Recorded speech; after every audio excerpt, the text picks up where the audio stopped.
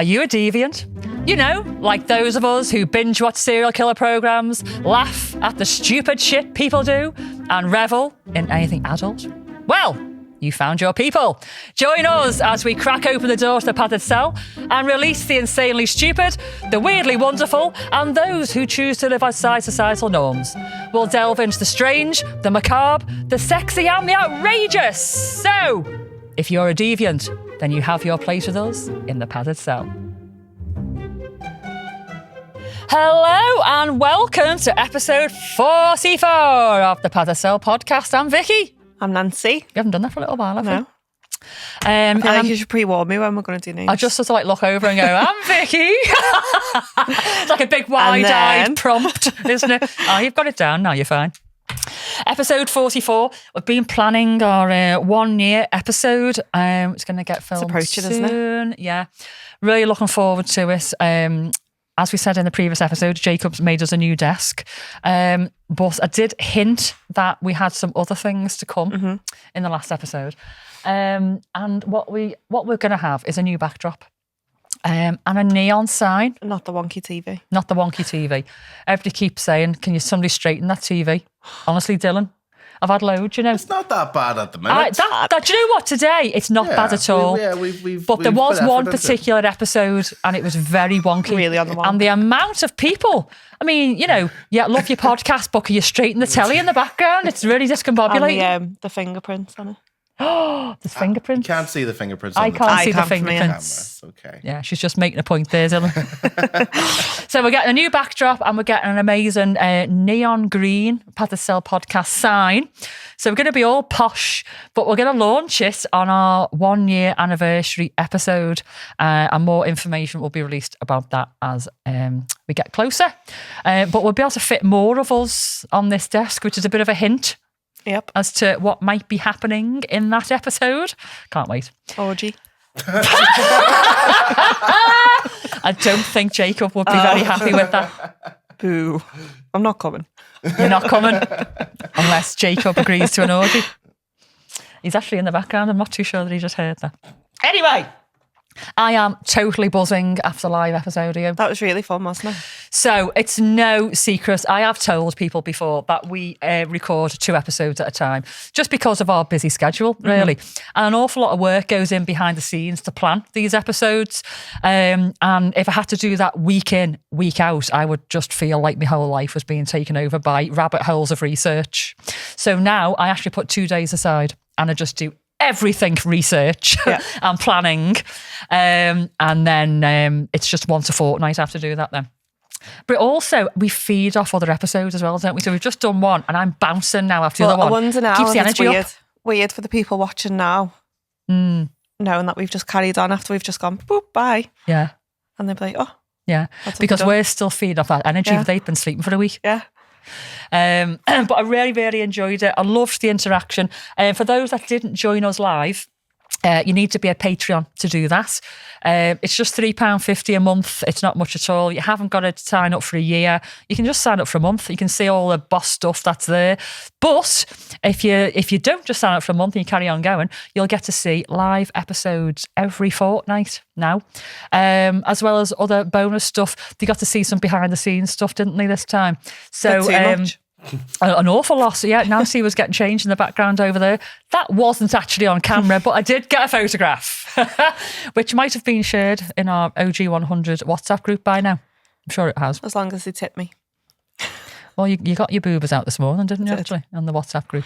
Not out. The nips were with covered. Consent. But yeah, you asked me first. You need to ask the boss first. Really enjoyed it anyway. So we're really looking forward to doing loads more of those. So if you can join us, head over to Patreon and we'll see you over there. There's a nice little community building over there as well. And I've got some plans for the rest of the year for our Patreons. Should we tell them a little bit about some of the stuff we've got going in September and October while we're here? May as well, Let's do it. In September, I think it's the 27th, but I'll have to confirm that. We're going down to Sexpo, which is an adult industry exhibition in Birmingham. I think it's in the NEC. There's going to be loads and loads of brands there. There's going to be loads of adult industry artists there. You are correct. 27th. And we're going down there. We're going to set up a little stand and we're going to possibly do a live from there. But we're going to take our cameras and we're going to go and interview some of the stall holders while we're down there and just chat to some of the people, aren't we? It's going to be that fun. Going to be Roman reporters. That's me, you and Rye. Yeah. So we will go live a little bit, I think, on Facebook while we're there. But we'll record an episode and we'll just record some little interviews as well, which we'll put out there. But also what we're doing, I can tell you properly now, on the 13th of October, which is a Sunday night in our venue at Townhouse, we are going to be recording a live episode to a live audience, and you can buy tickets to come and see us. I'm only going to be releasing about 45 tickets just because of the space that we're in. I want you to all be comfortable, not too chocker. But we're basically, the studio is coming to our venue and we're just going to be recording as we are now, but from Townhouse, and the audience is going to be there just watching us, feeding back, clapping, cheering, hopefully not booing. And we're going to have some audience participation like we did on our live last time. But also the episode is going to be recorded live to our Patreons. So those who can't make it into the venue to actually watch us live can watch us live from Patreon the way you all did in the last episode. And for those on Patreon who can't watch it live because of work or time differences, probably the most likely cause, that will also be recorded and will be released to our Patreons. So there's loads of opportunities to watch it there, but it'd be great if you could come and watch us live. I'm not going to be ripping it off with tickets either. I just want you there. I'm not going to be charging a fortune. I'd rather keep it within a nice little price range for people to come and see us. Yep. And I just think it's going to be great to see people actually there and their live reactions. Now, I've got a little idea for the audience. I'm going to tell you because I'm fucking chuffed. We haven't got loads and loads of seating in the room where it's going to be. It's going to be limited seating. Maybe about, 30, something like that. 30 seats. But I know that some of you who will be joining us love a little bit of quirk. And so I am going to have about 6 space hoppers in the audience. And if you choose to sit on a space hopper while you're watching our madness, feel free. And I'll probably take a picture if you want to. So, 13th of October. I will release some more details when we have it. I remember Sunday nights used to be sitting around watching Heartbeat. And look at you now. Look at you now. Sunday night's going to be filming live podcast from a King Club. So this episode is going out on the 18th of July. And the 18th of July wasn't loads of significant stuff. Can't lie. But there was one thing which really stood out to me, something that I just want to say something briefly about. Have you heard of a guy called Lucky Luciano? Nope. I think his name was Charles Luciano, but Lucky Luciano. Have you heard of Lucky Luciano? Not a clue. Okay. So maybe surprisingly, I'm a big fan of like 1920s mobsters, gangsters and all that. I've watched loads of films, read loads about it.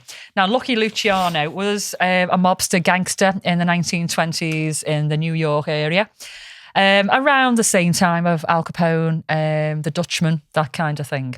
And he was very, very successful, but like most of them, he got caught in the end. In 1936, he was sentenced, it says, to 30 to 50 years. That's a fucking big difference, that like, isn't it? To 30 with good behaviour. If you're a knobhead, you're staying for 50, mate says. Yeah. And I'm assuming he went to Sing Sing, which was the prison then. Don't know whether it would have been Alcatraz. Don't know. One of them. Anyway, it was the day that he went to prison. Now, the reason why I'm bringing this up is nothing really to do with the fact that he went to prison. There's no real relevance. I'm just going to tell you a little bit of something about a film that you need to watch. And it's called The Cotton Club. Have you seen it? Nope. Have you seen or heard of it? I have not. Okay, so the Cotton Club was a really big cabaret nightclub in 1920s Harlem in New York. In a time when racial discrimination and segregation was really quite prolific. And the Cotton Club was owned by white men who would bring in black artists to entertain the white audience. And saying that now, it's fucking horrific, isn't it? Yeah. You know, but back then it was completely normal. And actually, for some of the black artists around that time, the Cotton Club gave them their big break. And there was some really, really famous artists that went, oh, fucking hell, I can't remember his name. Who did Minnie the Moocher? Ooh. Minnie the Moocher. Hoochie Coocher. I feel like Ryan right now. Howdy, howdy, howdy, hi. Oh, I know that. Yeah. Cab Calloway. Thank you, Cab Calloway. My menopausal brain just does not cooperate with me nowadays, you know. He was there. So even though from this day and age, looking back, it's quite shocking. It actually did give people, black people, an opportunity to shine and entertain. I'd like to think they were treated quite well in the back rooms and, you know, in the literature and the film and everything that I've seen. They were, but I don't know. Some of them didn't make it. But when you see the film The Cotton Club, it just brings to life this amazing venue with some amazing artists, singers, dancers, bands, and the society that would actually go and watch them at the time and in their finery. You know, we're talking like people with an awful lot of money. But an awful lot of gangsters also hung out in the Cotton Club. And it was not unusual for fights to break out and for mobsters to bring out the Tommy guns and shoot up the place. It's very, very, very common. But if you haven't watched the film The Cotton Club, it's got some very famous people in it who are famous now and weren't so famous back then. One of them was Richard Gere. Richard Gere was very young in it at the time, and he was fucking beautiful in it, with his little 1920s moustache and his 1920s outfit and his hat. Nicolas Cage was also in it. I can't stand Nicolas Cage. Sorry to anybody who likes Nicolas Cage. He's just got a face I want to slap.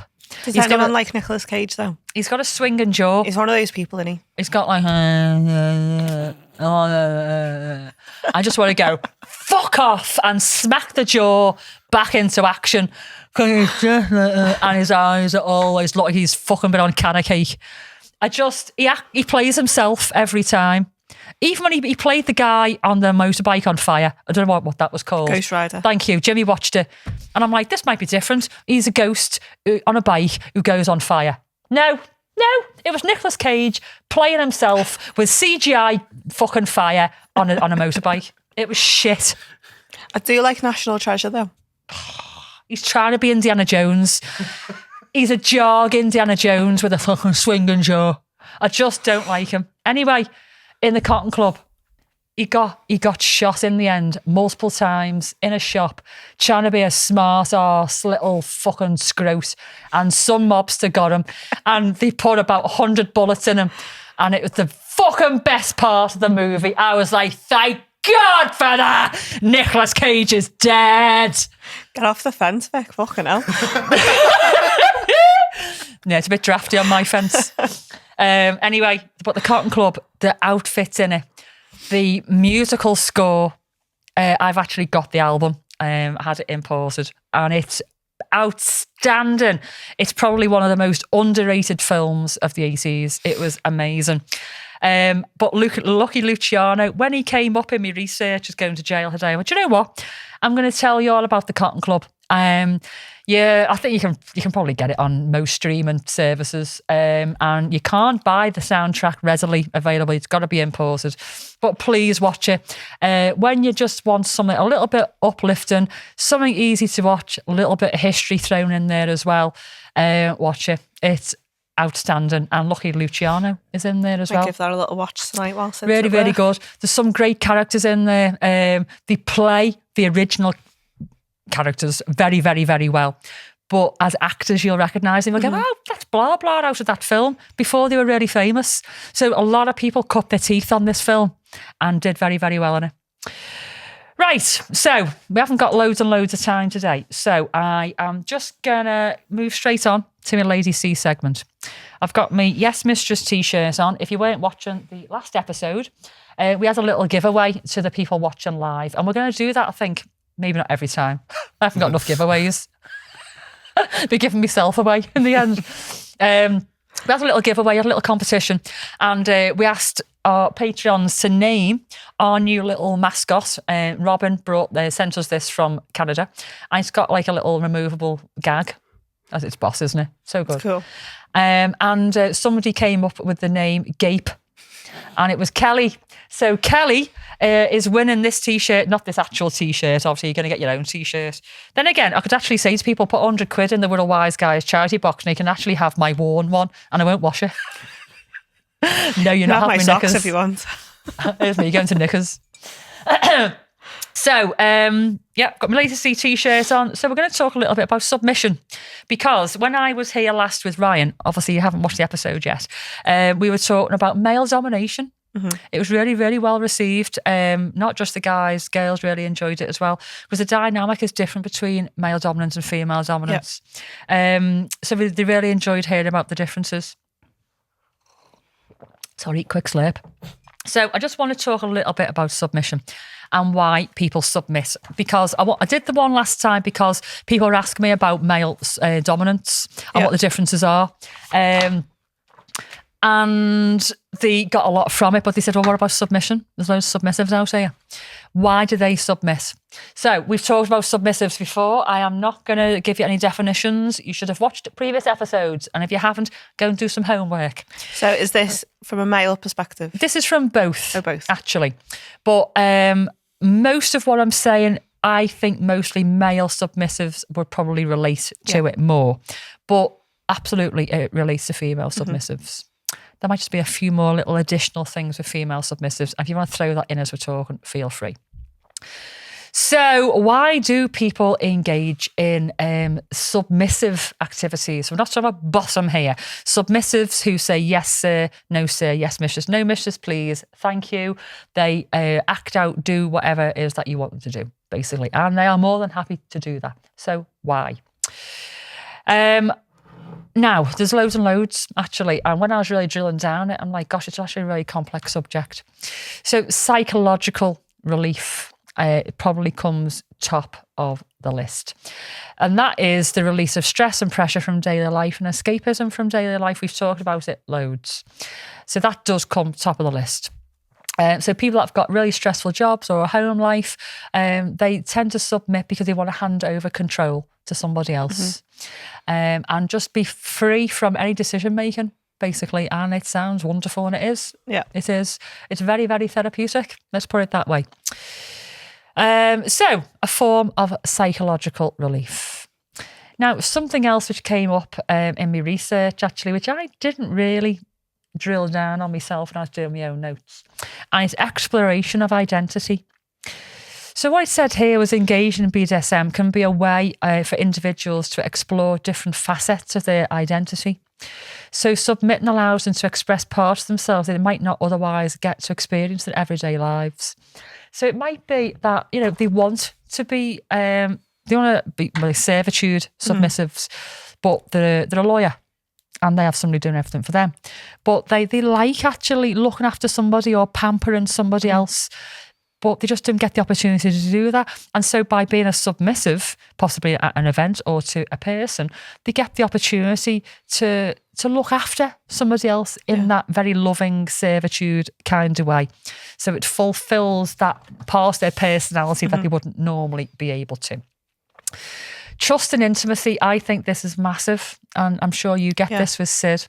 So you have this dynamic between a dominant and a submissive, which involves a deep level of trust and intimacy because you are entrusting them to maybe tie you, gag you, take away human rights, actually, to a certain extent, with full consent. And you do it in a way, it fosters this profound connection, I find, between both parties. As a dominant, I find, what's the right word I'm looking for here? I feel empowered, but not in a narcissistic kind of way. When somebody trusts me, I'm like, gosh, that's like, it's a real special connection. Yeah. That they're entrusting me to tie them up, and they know that I'm going to have their best interests at heart, even when they are completely vulnerable in that way. But as a submissive, I am trusting somebody to look after me, look after my best interests, my health, my well-being, my mental well-being. And actually, that creates a real intimacy between me and that other person, Jim. Because trust is very sexy. Yeah. And I always say consent is sexy. And this is why. Yeah. There's actually posters and flags out there. Consent is sexy. this is why. Because this intimacy creates that connection, doesn't it? Very, very sexy. Endorphin release. Now, I am going to talk a little bit more, if we've got time, about endorphins a bit later on. So I'm not going to drill down on that right this second. Power dynamics. So some people get like a sexual gratification or an excitement, an endorphin type excitement from having a power dynamic. So as a dominant, I am exerting my power on somebody else and they are taking commands readily, happily, and they're enacting those out. And from their point of view, they enjoy taking orders. Like I said before, we have people who have very stressful lives, who give orders out all day long. And so for this short time, they like receiving orders. I get that part of it. Do you? I identify with that a lot, probably, because I'm always the decision maker and the, you know, even just the little things like around the house, whatever, do this, do that. Yeah. This needs doing. Just to be told, shut up and actually do this, or I'm a bit like, oh, yeah. yes, I will. Do you get a little bit of a, if somebody calls you a good girl? Yeah, love it. I don't know what it is. I still haven't put my finger on it yet. But I'm just saying, fuck it. I know I'm a big, bad, fucking powerful dominatrix. No. I do like to submit, and you know, there's just something, if anybody else said it, I'd go, fuck off. Yeah. But when Jim says, you've been a really good girl, it's a very intimate thing that I'm just sharing makes you here. melt a little bit, doesn't it? Yeah. But it's just something I'm able to go, yeah. I've pleased him. And I don't know what it is. I still can't quite put my finger on it. I feel like I need to analyse it a bit, but part of me doesn't want to. I just want to accept it, that I quite like it. Just a little bit of a praise king. A 49-year-old fucking grown-up badass woman who occasionally likes to be told that I'm a good girl. Yeah. And I'm not ashamed of it, but it does still make me smirk. Yeah. I'm still not quite, I'm okay with it, but I'm still not used to it. Yeah. I'm still not used to that fact that makes me go, and a little bit damp. Yeah. Moist. For those that hate that word, I apologise. I don't. So, role play and fantasy fulfillment. This is a big one that I've come across a lot over the years where submissives are concerned. So the act out the fantasy of being a submissive. And I'm going to tell you a little story because we're not going to have time for a dangly bit. So I'm going to bring this story now because it's relevant to this. So I had a guy who loved to be locked away. Only locked away, nothing else. And the role play, he wanted me to be obviously a position of authority, prison officer maybe, or maybe just somebody who's holding him captive. And he would come, he'd come in like a suit or something, going like just dead nice clothes.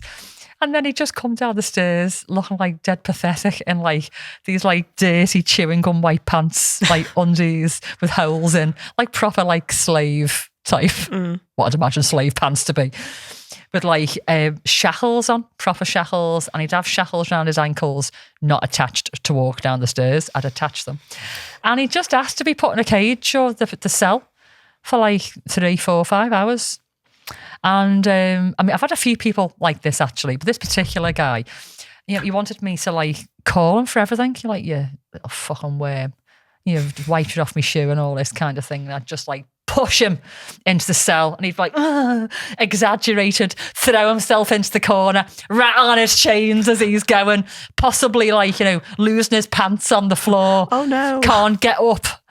And then, you know, intermittently like oh, I'm thirsty, can I have a drink? And I'd like push a thing of water, a dog bowl of water through the cell, and he'd like lapping it up. Oh, thank you. Like he'd been there for like 4 weeks. It was Japanese prisoner of war camp or something, you know. And it was the funniest thing. We had such a laugh. But he'd do all, he'd be right into the role.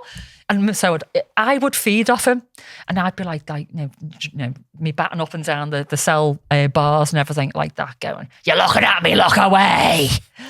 Have you pissed yourself, or is that just your water you've dropped on the floor, you dirty bastard?" And all this. And I had the best time escaping into this, like, you know, prisoner of war type scenario, whatever it was that he asked me to do that day. And we'd both be out there after, he'd be having a cig, cup of tea, tell me about his job and everything. He'd just been wearing his dirty pants. Just in the snap fetal back to position. normal. Yeah, his boss. Really great. So, catharsis. Some people find this is a form of emotional release. And that's what this guy said. To just let go, because sometimes he'd be a bit upset. But I don't know whether he was like genuinely crying or whether it's just part of his thing. And he'd be like, oh, I hate my life. How have I come to this point? I don't know where he got the tears from, to be honest with you. But the whole thing, it was very cathartic. It was totally removed from his real life on this cold stone floor with cold chains. And it was an emotional release for him. And then we have other people who love to be beaten and beaten and beaten until they're crying. And it's not cries of helplessness, sadness, whatever. It's a release. You're being hit so hard that you've just got to cry. That's me. Yeah. And at the end of it, it's just, you feel cleansed. It's amazing. So that's another reason. Community and belonging. This is a big thing for a lot of people, I think, especially submissives. Submissives don't always run in packs. They tend to be loners, and so they come to events and they meet friends, they meet other submissives, and they learn that they're not weird, that there's loads of other people out there who do the same thing, and they learn from each other, the tips, tricks, who are the good dominants out there, who are the not so good dominants. And sometimes then, once they know each other, they might actually see in small groups of 2, 3, or whatever. But there's a real feeling of solidarity actually on the BDSM scene. And when you're not actually in that dominant, submissive persona, you do just sit there on the level talking about the telly or your job or whatever. Yeah. There's a real sense of community, isn't there? And for some, there's personal growth in there because they might set themselves challenges. So as a submissive, they might start out with just a little bit of a soft beat around or whatever, or they might not really know where they're going. It's a real journey, and they just see where the wind takes them and just take it all in and enjoy it as it comes. So it's personal growth, and it actually, I found, you probably disagree, it's taught me a bit of patience, self-awareness, and lots of other valuable skills as well that I've transferred into my real life.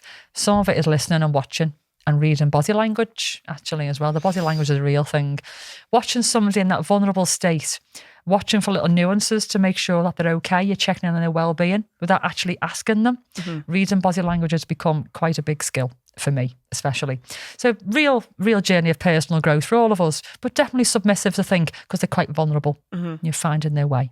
Yeah. And obviously, for some people, there's sexual satisfaction in there as well. So it might be that them and their partner, or just them on their own, they've been on their journey, the sexual journey, and they've come to a point where they need more, maybe more of a release of some sort, or their players become more kinky, more sexual, and so they'll seek out sexual gratification as part of their submissive role. I don't do that in the club with other people, but I do with Jim, so I can completely understand how that now correlates, and you do as well, don't you? So there's lots and lots of reasons there why people submit. And I said there, one of them is hormone release. And very, very quickly, I am just going to talk very quickly about this. So the endorphins, we've talked about them before. They're neurotransmitters produced by the brain, and they are natural painkillers and mood elevators. I've always said painkillers, but they are actually mood elevators, and they're released in response to pain, stress, physical exertion, activity, that kind of thing. And during BDSM, endorphins can be released through physical impact, through restraint, spanking, but it can also be released by intimacy. So it can also be released by heavy bondage, that feeling like you're like hugging yourself almost, like a straitjacket. Yeah. At first you fight it, then you feel safe. Then the endorphins flood in. But definitely through sexual intimacy as well. Just going to wipe my nose, hang on. So endorphins, they can release this feeling of euphoria and pleasure. And a lot of people actually aim for that feeling, because that feeling of euphoria that they get. And it's referred to as a natural high. And it's a combination of physical sensation and the resultant endorphin rush that you can get. So there's physiological and emotional impacts to this. Like we said before about stress relief. If you've got this sudden rush of really, really, really good hormones, this sense of calm and peace can come with it. So you can 1 minute be really, really, really stressed, get beaten for half an hour, and you almost forget what you were stressed about. Yeah. Or if you do remember, you can just deal with it a little bit better. There's an emotional catharsis as well, an ability to process your emotions a little bit better. When you've been through a scene and you've got these really good hormones. It's not just endorphins, there's dopamine in there as well, isn't there? And it can give you this altered state of consciousness. So when you have this flood of endorphins, usually you get this through beating. You can't normally get this just through bondage or hugging. You get it through beating. You can feel this subspace. We refer to subspace. And this is a mad rush of endorphins and all the other hormones. It gives this altered state of consciousness. And for some people, thank you. For some people, it happens straight away. For some people, it happens later on that evening. Some people, it's the next day. But if it's done right, it can give you this deep, relaxed feeling and almost highly focused as well. You become very aware of noises around you and what's going on around you. But you can feel very vulnerable. So normally we'll sit with a person when they're in that state, give them a little blankie, hot cup of tea, some sugar, maybe you can get a little bit shaky from it. And you get a drop just like you would do with any other drug. And if you have a really big effect, subspace effect, it can floor you actually, and some people can't work the next day or whatever. So if you are going for this, maybe plan around it because you might not be able to function properly afterwards. And if that is the case, well done, because a lot of people will aim for that. Some people like the endorphins that are produced when they're having sex through BDSM, that they feel like a bonding. Almost when you get this mad rush of hormones during sex and BDSM, you can have this bonding between through this trust that we were talking about before. There's something very special about that trust that's formed and the bonding that's formed. If you don't know already, the body, when it releases endorphins, it has a morphine opioid effect. It breaks it down into different compounds. I'm not going to say what they are now, but it basically pokes the receptors in the brain that tells you that you're in pain and gives you this morphine effect, this pleasurable effect. And it also can release adrenaline as well. There's just a fight or flight hormone, especially as tops. We get that quite a lot, but submissive, especially if you're going through beatings, fight or flight is a natural response. But obviously you're not fighting or flighting. So those hormones are just flooding around your body, mixed in with all the other hormones, giving you a very lovely time.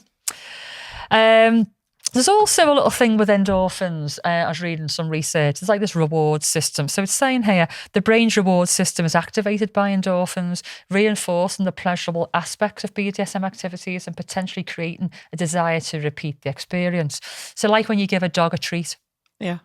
They do a good thing, they get a treat. So with this, there's almost, when you get the endorphins, when you've been beaten, your reward is your high. And so you want to do that again. But you might have to be beaten a bit harder next time to get the same high.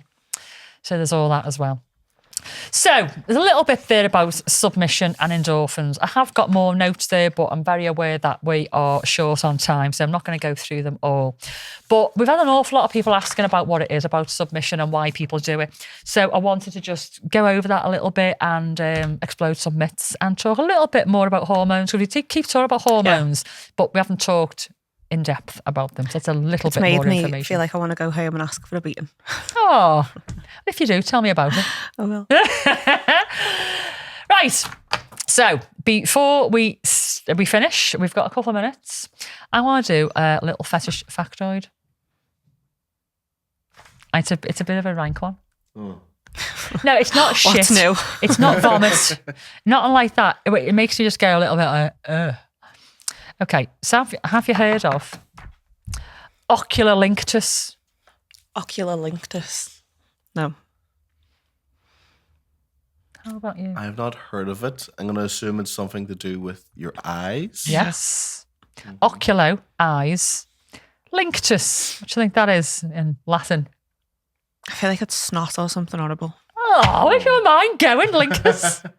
So your thing about taking like a Linctus for like a cough cold? No, it's licking. Ooh. So this is ocular Linctus is eyeball licking fetish. I'm okay with that, I think. Fuck off. When So you'd be okay with when we were Sid? drunk on Friday night, we were all touching eyeballs and blinking. Just to know that we all love each other. You don't need to touch eyeballs to tell your friend you love them. I know, but how could you say no? How could you do it anyway? When you take your glasses off, you can't I'll see show you that. a picture in a minute. You can't see that your glasses, so how could you aim your eye? Because you just put your eyeball to eyeball and then blink so you can feel each other's eyelashes. I'll come back next so you can tell me what the name is for that. It's weird. Okay. Your kink's not my kink, but your kink is okay. And this is not even with your partner, this is with your friend. Yeah. With your friend. With your friend, you're touching your eyeball. We actually done a 3-way. One there, one there.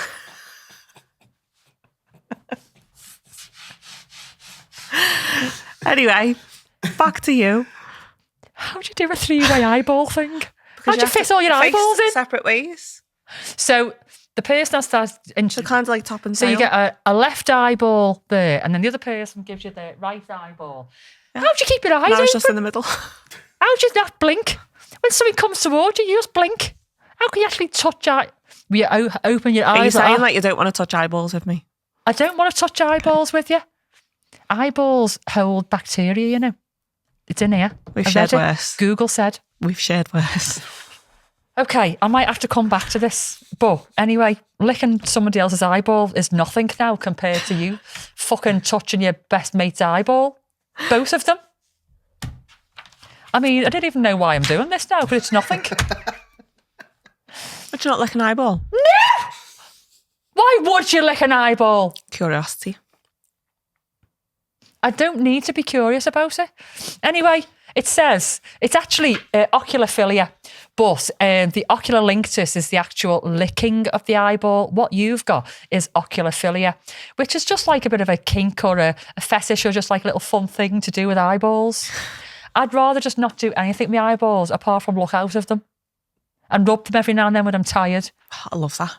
Rubbing your eyeballs. I love the little... And you have like a proper eye the little squelch thing that happens. once you get You going know and then... you're not supposed to do that. Oh, yeah. Why? What it does, it stains your eye because the skin around your eye is so thin that it bursts the blood vessels under it. Fuck off, really? Is that why I've got Is really that why bad it eye bags? squelches? Like if Maybe. you get like really dark under your eye, it's because it like bursts blood vessels when you're doing that. I do it all the time. I heard it on a that's why. podcast once. That's why I look like this. I'm okay. So when somebody says, "Oh, did you not have much sleep last night? Have you been on the can of cake again?" No. I'd be like, Been "No, having an I've just been orgasm." rubbing my eyes." Yeah, I've been eyeball thinking with Nance. Says Vicky never. It does feel that good though, doesn't it? Once you get going. Oh God, I thought Or you if meant you- touching eyeballs. No, like if you've had contacts in all day, you take them out and have a really good... Yeah, I do like it. Anyway, back to licking eyeballs. So basically, you don't necessarily just go on the eyeball. You can just do like a little. Because if you did that, it just feel a bit weird. You're supposed to just give it like a little tickle. So the eyeball, you're just supposed to go a little like that. You've done that before. Not on an eyeball, on a different type of eye. Sorry, Jim. You'll get in Sorry, trouble. Jim. Anyway, so eyeball licking, but they do say you shouldn't do it. Actually, not everybody gets sexual gratification out of it. Some people just like it's an intimate thing. Back to BDSM, it's a vulnerability and a trust. So it's back to that. That's why it's known as a fetish. But they say you shouldn't really do it. And please don't do it after spicy food or citrus. Could you imagine? After like a hot chicken wing? Why is it spicy? Oh my God, you'd just like go nuts, wouldn't you? So you have not got ocular linctus, you've got oculophilia. You see, I'm bringing these on here thinking this is going to blow Nancy's mind. The last time was sniffing bumholes. Yeah. Sid does that. And now I'm bringing on, fucking eye fetish. And you're like that? Yeah, I did that on Friday with two of my mates because I'm a fucking weirdo. Nance. I just don't know. Guilty. No. Don't ever come in for a hug and take your glasses off. I'll be pushing you away. All right. Back off, bitch. If any of you are into ocular linctus, just tell me why and how it all works and stuff. I'm curious. I'm not curious enough to try it, but I'm curious. In fact, no, you can tell Nance. I'm going to she'll go be getting home tips. and I'm going to ask Sid if I can lick his eyeball. And he'll say, yeah, as long as I can sniff your bumhole. He'll probably say no, to be fair. Would you say no to him sniffing your bumhole, though, if he said? I always say no, he does that anyway. Anyway, right then. So we're ending on bumholes again. It was supposed to be ending on licking eyes, but it's ended on bumholes again. So, if you're binge watching, put the kettle on. We'll see you in 5. If not, we'll see you next week. Bye. And there we have it. Another day made better by listening to the curators of chaos. Thanks for dropping by. And if you enjoyed the show, we'd really appreciate you sharing the Love the Padded Cell podcast with your friends. Don't forget to give us a follow on our socials, maybe some 5-star reviews, and feel free to send us an email to medic@thepaddedcellpodcast.co.uk or even interact with us on Facey, Insta and our other socials because we love chatting to you. Make sure you stop by next week because, as Bowie says, I don't know where I'm going next, but I promise it won't be boring. Catch you soon.